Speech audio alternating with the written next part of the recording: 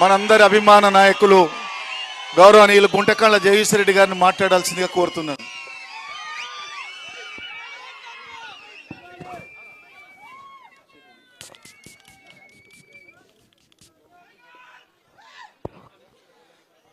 భారత రాష్ట్ర సమితి సూర్యాపేట జిల్లా ముఖ్య కార్యకర్తల సమావేశానికి అధ్యక్షత వహిస్తున్న పెద్దలు, జిల్లా పార్టీ అధ్యక్షులు, రాజ్యసభ మాజీ సభ్యులు బడుల లింగయ్య యాదవ్ గారు, ఈ కార్యక్రమానికి ముఖ్య అతిథిగా వచ్చిన పెద్దలు, భారత రాష్ట్ర సమితి కార్యనిర్వాహక అధ్యక్షులు, తన నాయకత్వంలో కేసీఆర్ గారు ఇచ్చిన ప్రతి పనిని కేసీఆర్ గారు ఊహించిన దానికంటే ఎక్కువ అద్భుతమైన ఫలితాలు ఇచ్చే పద్ధతుల్లో పూర్తి చేసి ఈ రాష్ట్ర అభివృద్ధిలో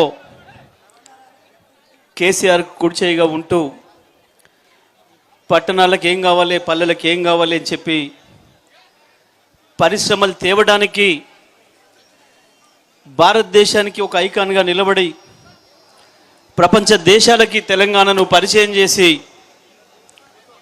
తనదైన పద్ధతుల్లో నేను కేవలం కేసీఆర్ వారసునిగా రావడం లేదు, నేనుగా కేటీఆర్గానే వస్తున్నా అని చెప్పి ప్రపంచానికి తెలియజెప్పి తెలంగాణ యువతకు ప్రపంచానికి తెలియజెప్పే పద్ధతుల్లో తెలంగాణ కీర్తి పథకాన్ని ప్రపంచమంతటికి చాటి చెప్పిన అద్భుతమైన పోరాట యోధుడు మన కేటీఆర్ గారు. వేదికపై ఉన్న మిత్రులు, సూర్యాపేట జిల్లాకు సంబంధించిన మాజీ శాసనసభ్యులు మిత్రులు కిషోర్ గారు, బొల్లం మల్లయ్య గారు, హుజూర్నగర్ కోఆర్డినేటర్ ఓఎన్ఆర్ గారు, వేదికపై ఉన్న ఉమ్మడి జిల్లాకు సంబంధించిన శాసనసభ్యులు మిత్రులు, జిల్లాలో ఉన్న ఏకైక శాసన మండలి సభ్యులు మిత్రులు కోటిరెడ్డి గారు, స్థానిక నాయకులు, వివిధ కార్పొరేషన్ల చైర్మన్లు, ఈరోజు ఈ కార్యక్రమాన్ని ఇంత పెద్ద ఎత్తున విజయవంతం చేయడానికి కృషి చేసిన జిల్లాలోని అన్ని మండల పార్టీల అధ్యక్షులు, గౌరవ ఎంపీపీలు, మాజీ ఎంపీపీలు, మాజీ జడ్పీటీసీలు, అన్ని స్థాయిల్లో పనిచేస్తూ ఉన్న మండల గ్రామం అధ్యక్షులు, పట్టణ అధ్యక్షులు, కార్యక్రమంలో హాజరైన సోదరి సోదరిమణులు, మీడియా మిత్రులందరికీ నా నమస్కారాలు. ఇవాళ వాస్తవానికి మనం ఈ కార్యక్రమాన్ని నిర్వహించుకుంది మన పార్టీ గురించి మాట్లాడుకోవడానికి, మన పార్టీ పుట్టుక నుంచి ఇప్పటి వరకు జరిగిన విషయాల్ని ప్రస్తావించుకోవడానికి, రేపు మనం ఎంతో ఉత్సాహంతో జరుపుకోబోతున్న 25 వసంతాల ఉత్సవ సభను వరంగల్లో చరిత్రలో ఏ పార్టీ చేసుకునే విధంగా అద్భుతంగా చేసుకోవడానికి, దాన్ని విజయవంతం చేసుకోవడం కొరకు ఈరోజు ఈ సమావేశాన్ని మనం ఏర్పాటు చేసుకున్నాం. ఇదే సందర్భంలో తప్పకుండా ప్రస్తుత ప్రభుత్వం గురించి మాట్లాడుకోవాలి, ప్రభుత్వాన్ని నడుపుతున్న ముఖ్యమంత్రి గురించి మాట్లాడుకోవాలి. కానీ ఆ విషయాలు కేటీఆర్ గారే బాగా చెప్పగలుగుతారు. ఈ ముఖ్యమంత్రి దాటుతున్న రేఖలెన్ని, వాణిలెన్ని, తారలెన్ని, అన్ని విషయాలను కూడా స్పష్టంగా చెప్తారు. నేను వాటి జోలికి పోవడం లేదు. కానీ బీఆర్ఎస్ పార్టీ టీఆర్ఎస్ పార్టీగా 2001లో పుట్టడానికి ముందు ఉన్న పరిస్థితులు ఇవాళ చాలామంది మాట్లాడుతున్నారు. కేసీఆర్ తెచ్చిన పదవిలో కూర్చొని, కేసీఆర్ వల్ల సృష్టించబడ్డ పదవులలో కూర్చొని చాలామంది పైరకారులు, బ్రోకర్లు, జోకర్ నాయకులు కూడా ఇవాళ పదవులలోకి వచ్చి మాట్లాడుతున్నారు. ఆనాడు కేసీఆర్ జై తెలంగాణ అంటే అమ్మో కేసీఆర్ నెంబడి నిలబడితే మాకేమైద్దామని చెప్పి ఉచ్చాలు పోసుకొని దూరం పోయిన వెధవలు, సమైక్యాంధ్ర తొత్తులుగా పనిచేసిన ఇక్కడున్న స్థానిక కాంగ్రెస్ తెలుగుదేశం నాయకులు తెలంగాణలో ఇవాళ చాలా అవాకులు చివాకులు పేలుతున్నారు. అదొక వైపు. ఏముండి ఆనాడు కేసీఆర్తోని ఆ రోజు దానిక తెలుగుదేశంలో ఉండి అన్న అనుకుంటూ చుట్టూ తిరిగిన వాళ్ళు కూడా ఎప్పుడైతే కేసీఆర్ జై తెలంగాణ అని గులాబీ జెండా ఎత్తినరో పారిపోయినరు. ఎందుకంటే ఆ సమయం అటువంటిది. తెలంగాణ యాసను కూడా మర్చిపోయి తెలుగును ఆంధ్ర యాసలో మాట్లాడాల్సిన పరిస్థితి వచ్చింది మన సెక్రటేరియట్లో, మన అసెంబ్లీలో, తెలంగాణ అంతటా. తెలంగాణ పదాన్ని అసెంబ్లీలో నిషేధించిన సందర్భం.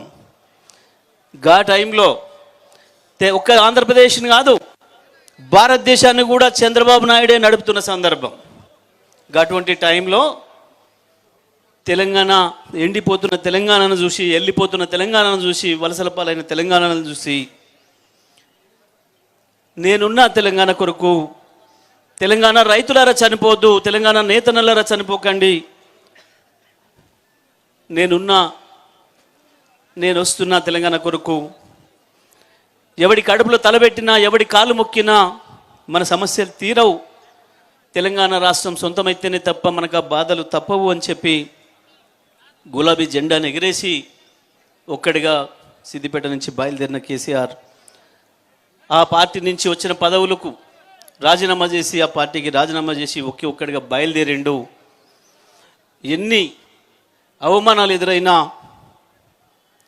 ఎన్ని అవాంతరాలు ఎదురైనా ఒక్కరొక్కరిగా వస్తున్న వాళ్ళని కలుపుకొని, ఊరికొక్కరే ఉన్నా, ఊరికొక్కరిని కేసీఆర్ అని పిలిచినా భయపడకుండా వచ్చిన ఆ ఉద్యమకారుల్ని వెంటబెట్టుకొని, ఒక తల్లి కోడి పిల్లల్ని ఎట్లా రెక్కల కింద పెట్టి కాపాడుకుంటుందో కాకల నుంచి, గద్దల నుంచి, ఆ పద్ధతుల్లో ఉద్యమకారుల్ని కాపాడుకుంటూ ఒక్కొక్క అడుగు ఎక్కుతూ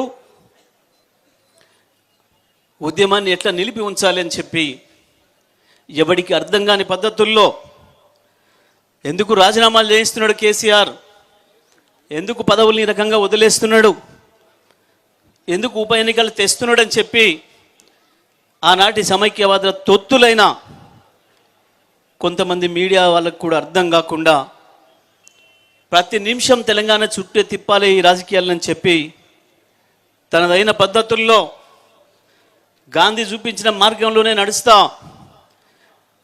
అంబేద్కర్ మనకిచ్చిన అవకాశం ఉంది ఆర్టికల్ 3లో భారతదేశంలో రాష్ట్రం ఏర్పడాలంటే ఆ పద్ధతులను ఏర్పడాలని చెప్పి ఒకవైపు ఉద్యమాన్ని, ఇంకొక వైపు రాజకీయాన్ని కలగలిపి 14 సంవత్సరాలు తెలంగాణను నిలిపి ఉంచి మొదలుపెట్టినాడు.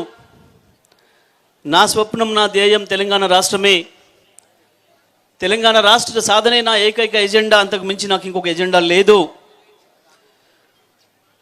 తెలంగాణ వచ్చిన తర్వాత అవసరమైతే నాకు పార్టీ లేకున్నా ఏం లేదు, నేను మళ్ళీ పోయి వ్యవసాయం చేసుకుంటా తప్ప తెలంగాణ రావడమే నాకు ముఖ్యమని చెప్పి తను నిర్మాణం చేసిన పార్టీని, తన కన్న బిడ్డ అనుకుంటున్న అటువంటి పార్టీని వదులుకోవడం కూడా సిద్ధపడి, అటువంటి త్యాగాలకు సిద్ధపడి ఈ రాష్ట్రాన్ని తీసుకొచ్చింది టీఆర్ఎస్ పార్టీ కేసీఆర్ నాయకత్వంలో.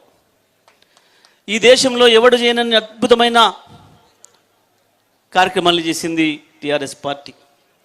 భారతదేశ చరిత్రలో ఏ పార్టీ కూడా రానటువంటి ఆదరణ టీఆర్ఎస్ పార్టీ సభ్యత్వం అంటే ప్రజలు రోడ్ల మీద నిలబడి బారులు కట్టి సభ్యత్వాలు తీసుకున్నారు. సభ్యత్వం ఆలస్యమైతే గులాబీ జెండా కనపడ్డ కార్యకర్తను పట్టుకొని నిలబెట్టి నాకు సభ్యత్వం కావాలే, ఎక్కడుంది ఇయ్యా అని చెప్పి అడుక్కొని తీసుకున్నారు. అటువంటి అనేకమైన అద్భుతాలను సృష్టించింది టీఆర్ఎస్ పార్టీ. తప్పకుండా